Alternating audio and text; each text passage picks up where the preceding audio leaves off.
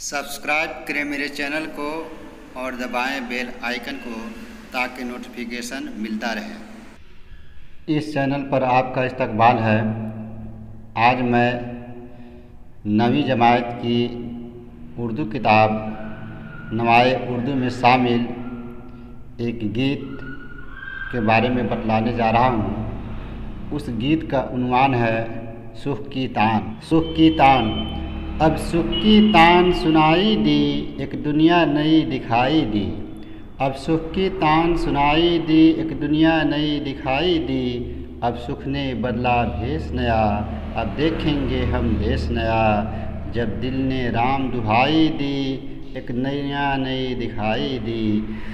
इस देश में सब अनजाने हैं, अपने भी यहाँ बेगाने हैं। पीतम ने सबसे रिहाई दी, एक दुनिया नई दिखाई दी। हर रंग नया, हर बात नई, अब दिन भी नया और रात नई। अब चैन की राह सुझाई दी, एक दुनिया नई दिखाई दी। अब अपना महल बनाएंगे, अब और के दर पे न जाएंगे। एक घर की राह सुझाई दी, एक दुनिया नई दिखाई दी। सुख की तान गीत में मीरा जी ने निहायत ही सादा जुबान में एक हिंदुस्तानी लड़की के जज्बात का इजहार किया है।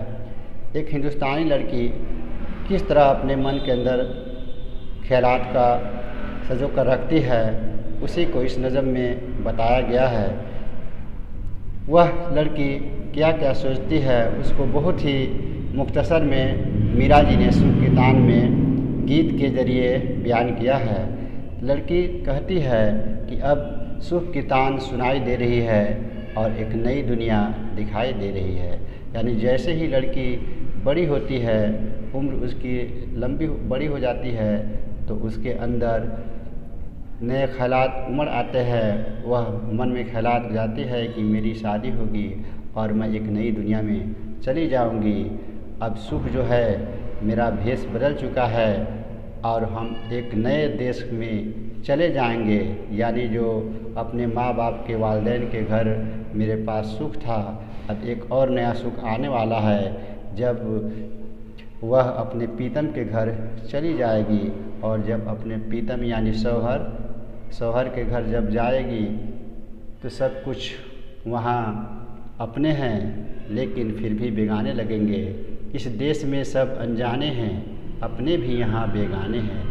यानी जब वालिदैन के घर लड़की रहती है तो सब अपने होते हैं, लेकिन चाहे अनचाहे वह एक तरह से अनजाने होते हैं, क्योंकि लड़की शादी करके अपने पीतम के घर चली जाती है, शौहर के घर चली जाती है। इसमें शायर कहता है कि शौहर के घर जाने से उसको अपने वालिदैन से रिहाई मिल जाती है और एक नई दुनिया, एक खूबसूरत दुनिया उसको दिखाई देती है। हर रंग नया, हर बात नई, अब दिन भी नया और रात नई। अब चैन की राह सुझाई दी, एक दुनिया नई दिखाई दी। हर रंग, हर तरह, हर लोग, रिश्ते नाते सब बदल जाते हैं। नई नई बातें वहाँ सुनने को मिलती है, नया माहौल वहाँ मिलता है। वहाँ का मंजर अलग होता है, रहन सहन अलग हो जाता है। सभी लोग अनजाने होते हुए भी अपने होते हैं, फिर भी वहाँ पर उस लड़की को चैन की राह नज़र आती है, चैन की रास्ता नज़र आती है। उसको एक नई दुनिया नज़र आने लगती है। यानी वह वालिदैन के घर से रुखसत होकर अपने ससुराल में चली जाती है। अब अपना महल बनाएंगे, अब और के दर पे न जाएंगे।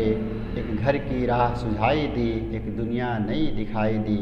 आखिर में शायर कहता है कि लड़की सोचती है अब हम अपना महल बनाएंगे, वालिदैन के घर से निकलकर पीतम के घर जाएंगे और वहीं पर एक नया महल बनाएंगे।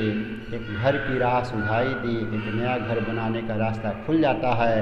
एक दुनिया नई दिखाई दी और उसके लिए एक नई दुनिया दिखाई देती है। यहाँ अपना महल बनाने से मुराद है कि हमारी एक नई ज़िंदगी शुरू होने वाली है, जो मायके से निकलकर ससुराल में चली जाती है। इस तरह इस नज़्म में शायर ने निहायत ही सादे ज़ुबान में लड़की के तासुरात को बयान किया है। आगे कुछ बताने से पहले मैं आपसे गुजारिश करूंगा कि आप अगर इस चैनल पर नए हैं तो इस चैनल को सब्सक्राइब कर लें। इस चैनल पर हिंदी, उर्दू, फ़ारसी और अंग्रेज़ी मज़ामीन की पढ़ाई की जाती है, जो नहायत ही आसान लफ्ज़ों में बताई जाती है। उम्मीद है आपको पसंद आएगी।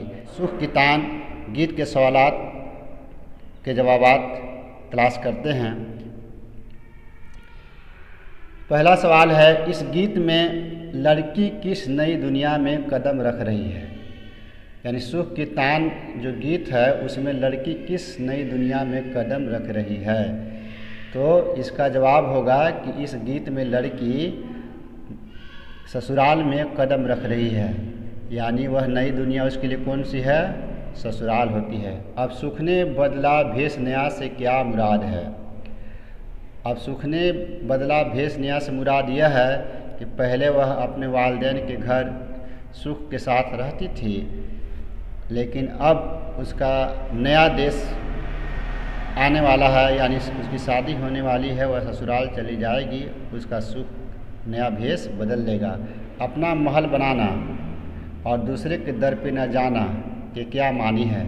अपना महल बनाने का मतलब है कि अपना घर बनाना, और दूसरे के दर पे न जाने का मतलब है कि दूसरे के आगे हाथ न फैलाना। इस तरह बहुत ही छोटी सी गीत के ज़रिए उसने हिंदुस्तानी लड़की की जज्बात को उजागर किया गया है। मैं एक और बात आप सभी को बतलाना चाहूँगा कि झारखंड एकेडमिक काउंसिल ने 9वीं, 11वीं और 8वीं क्लास का एग्ज़ाम यानी इम्तहान OMR पर लेना शुरू कर दिया है। इसलिए आपको पूरा कॉन्सेप्ट क्लियर हो जाने के बाद आपको ऑब्जेक्टिव सवालात के हल ढूंढने में आसानी होती है। इसलिए आप किसी भी सबक को पढ़ने के बाद ही ऑब्जेक्टिव सवाल हल करें, ताकि आपको बहुत ही आसानी होगी। Thank you for watching.